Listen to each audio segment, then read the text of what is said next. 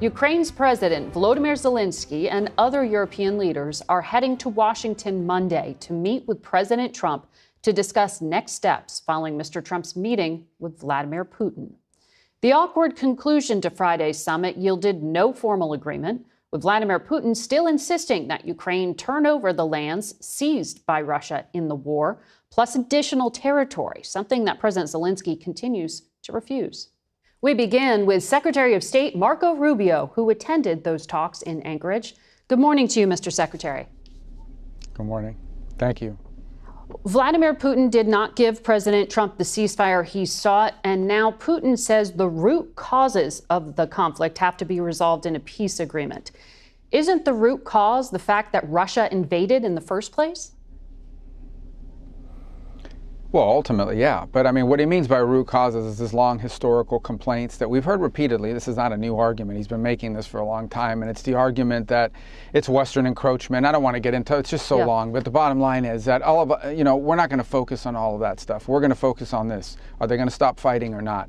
And what it's going to take to stop the fighting. And what it's going to take to stop the fighting, if we're being honest and serious here, is both sides are going to have to give, and both sides should expect to get something from this. And that's a very difficult thing to do. It's very difficult because Ukraine obviously feels, harmed, and rightfully so, because they were invaded.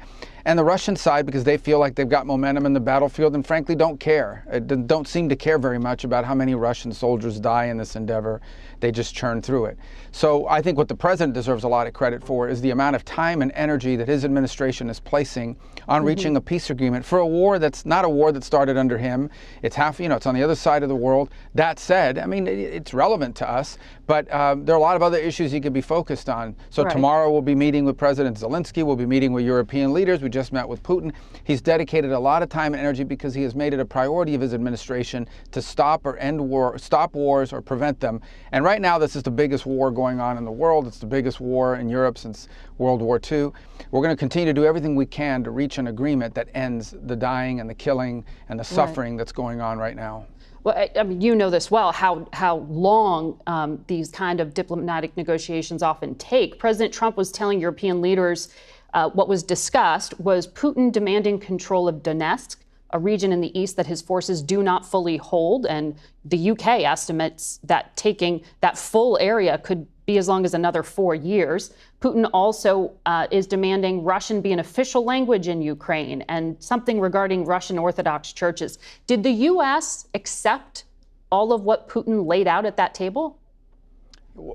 The United States is not in a position to accept anything or reject anything because ultimately it's up to the Ukrainians. They're the ones that Russia has to make peace with. Well, the president said he did come to some agreements. It's up to the Ukrainians to make these conditions. Well, the agreements were that we were going to try to do things like, for example, get a leaders meeting. We have to make enough progress so that we can sit down President Zelensky and President Putin in the same place, which is what President Zelensky has been asking for, and reach a final agreement that ends this war. Now, there were some concepts and ideas discussed that we know the Ukrainians could be very supportive of in that meeting. I don't think we're not going to negotiate this in the media. I understand that everybody wants to know what happened, but ultimately there are things that were discussed as part of this meeting that are potentials for breakthroughs, that are potentials for progress. We'll be discussing that more in depth tomorrow with our European allies, with the Ukrainians that are coming over. We'll be discussing all of these things because ultimately we do need to find areas where we're making progress and try to begin to narrow the gap between the two sides. But there's a reason why this war has been going on for 3.5 years, and that is when it comes to the big issues here, there are still some big differences between both sides. Let's see how much progress we can continue to make. It's not been easy, but it's something the president's made a priority, peace, and he deserves a lot of credit for that. But ultimately, if Vladimir Putin is going to be offered land that he has not seized yet, but negotiates his way into, doesn't this set a dangerous precedent that the United States now accepts this concept that it is okay to seize land by force? Well, Putin's already seized land by force, and that in and of itself is not a positive precedent. This whole war is a demanding a withdrawal precedent. Well, again, in order to have a deal here to reach the end of this conflict, both sides are going to have to make concessions. That's just a fact. Does that mean in any negotiation, where Russian forces are? But this is not about acceptance. This is about what Ukraine can accept and what Russia can accept. They both have to accept it. Otherwise, there won't be a peace deal. Okay? If there aren't concessions, if one side gets everything they want, that's called surrender. That's called the end of the war through surrender. And that's not what we're close to doing, because neither side here is on the verge of surrender or anything close to it. So in order for there to be a peace deal, this is just a fact. We may not like it. It may not be pleasant. It may be distasteful. But in order for there to be an end of the war, there are things Russia wants that it cannot get, and there are things Ukraine wants that it's not going to get. Both sides are going to have to give up something in order to get to the table, in order to make this happen. That's just the way it is. And I mean, the sooner we accept that, that's the reality. Now, what those things are is going to be up to both sides. There's no conditions that can be imposed on Ukraine. They're going to have to accept things, but they're going to have to get things too. And so, for example, Ukraine is a sovereign country. They have a right, like every sovereign country does in the world, to enter into security alliances with other countries to prevent an invasion in the future, to prevent threats to their national security.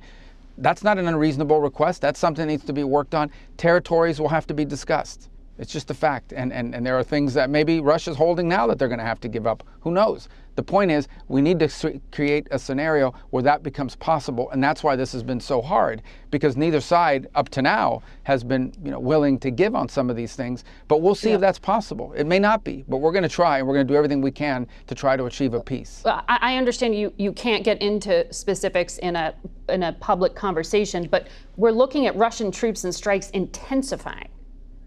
Did you hear anything from Vladimir Putin that indicated he is willing to make a single concession? Well, I think there are a couple. I mean, there were not enough for Ukraine. If not, we would be announcing a peace deal this morning, right? But certainly there are some things we noticed changes. There are some changes that I think are possible. I think there's some concepts that were discussed that could potentially lead to something. But again, all these things have to be verifiable. It isn't real until it's real. I mean, one thing is what you say you might be willing to consider. Another thing is your willingness to do it. And it always becomes a trade-off in all of this. But you talk about the intensifying strikes on the Russian side. Yeah, I mean, they're full-time war machine. I mean, that's what's happening. The Russian economy's basically been turned into a full-time wartime economy. They have a lot of people. It's a big country. It's not just large geographically. It has huge populations. It continues to churn through people. They lost 20,000 Russian soldiers were killed last month in July in this war. That just tells you the price they're willing to pay.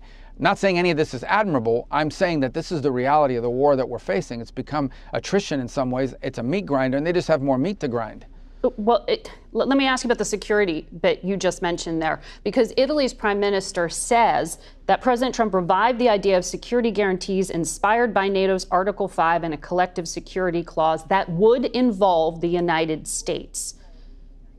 How does that work? Yeah, are these U.S. troops? Are these U.S. monitors? Well, that's what we're going to be working on. That's one of the reasons why, I talked yesterday to all the national security advisors, a bunch of them from the different European countries. There are European leaders coming here tomorrow, heads of state coming tomorrow, along with President Zelensky, to discuss this in more detail. I mean, the constructs of something like this needs to be built out.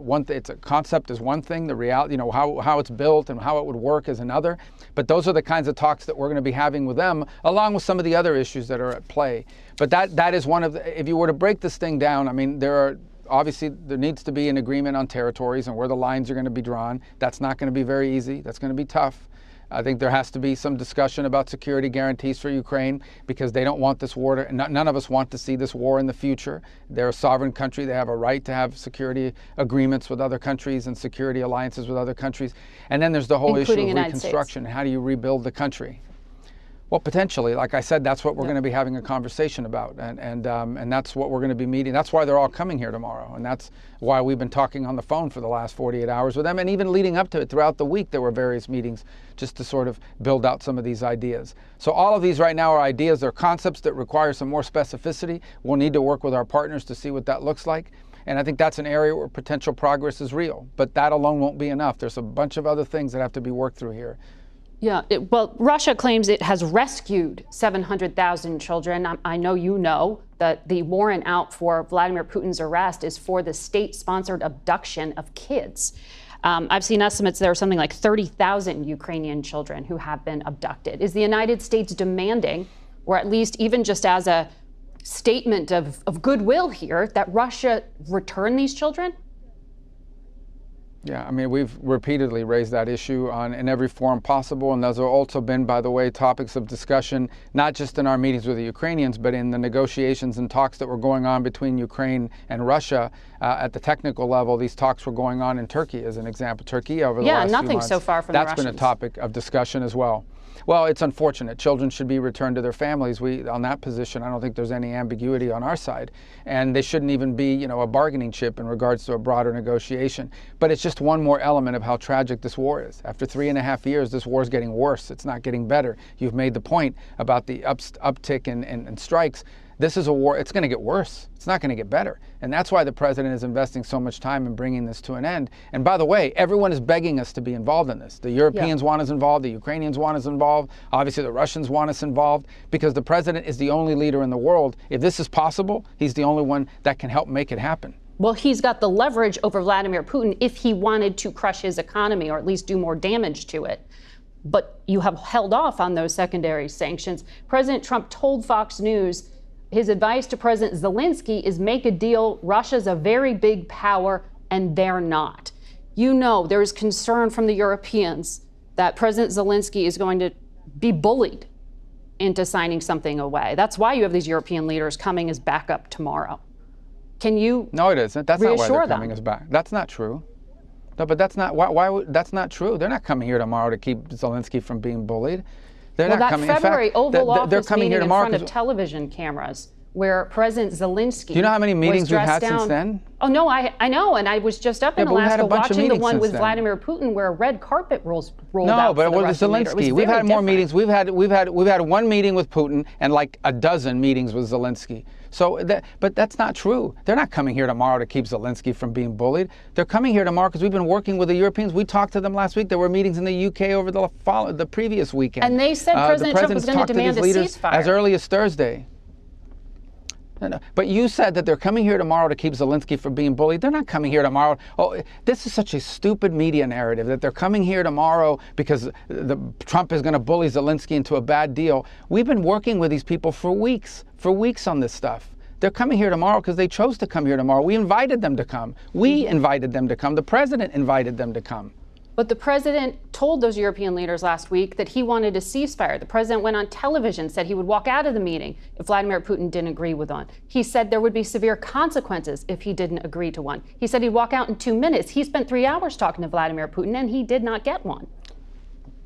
So there's because some mixed obviously things happened during that meeting. Well, because obviously look, our goal here is not to stage some production for the world to say, oh, how dramatic, he walked out. Our goal here is to have a peace agreement, to end this war, okay? And obviously we felt, and I agreed, that there was enough progress, not a lot of progress, but enough progress made in those talks to allow us to move to the next phase. If not, we wouldn't be having Zelensky flying all the way over here. We wouldn't be having all the Europeans coming all the way over here. Now understand and take with a grain of salt, I'm not saying we're on the verge of a peace deal, but I am saying that we saw movement, enough movement to justify a follow-up meeting with Zelensky and the Europeans, enough movement for us to dedicate even more time to this. You talk about the sanctions. Look, at the end of the day, if peace is not going to be possible here, and this is just going to continue on as a war, people will continue to die by the thousands. The president has that option to then come in and impose new sanctions. But if he did this now, the moment the president puts those additional sanctions, that's the end of the talks. You've basically locked in at least another year to year and a half of war and death and destruction. We may unfortunately wind up there, but we don't want to wind up there. We want to wind up with a peace deal that ends this war so Ukraine can go on with the rest of their lives and rebuild their country and be assured that this is never going to happen again. That's the goal here. We're going to do everything possible to make that happen if it's doable. It will require both sides to make concessions. It will require both sides to get things they're asking for. That's how these deals are made, whether we like it or not. Before I let you go quickly, why did the State Department just announce that they're halting visitor visas for all Gazans coming here for medical aid? Why would some of these kids, for example, who are coming to hospitals for treatment be a threat? Well, first of all, it's not just kids. It's a bunch of adults that are accompanying them. Second, we had outreach from multiple congressional offices asking questions about it. And so we're going to reevaluate how those visas are being granted, not just to the children, but how those visas are being granted to the people who are accompanying them. And by the way, to some of the organizations that are facilitating it. There is evidence been presented to us by numerous congressional offices that some of the organizations bragging about and involved in acquiring these visas have strong links to terrorist groups like Hamas. And so we are not going to be in partnership with groups that are friendly with Hamas. So we're going to pause those visas.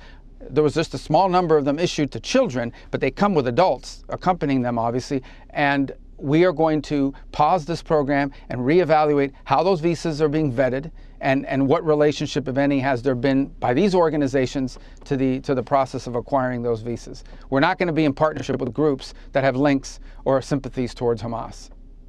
Secretary of State Marco Rubio, we have to leave it there for this morning. Thank you for joining us. Thank you.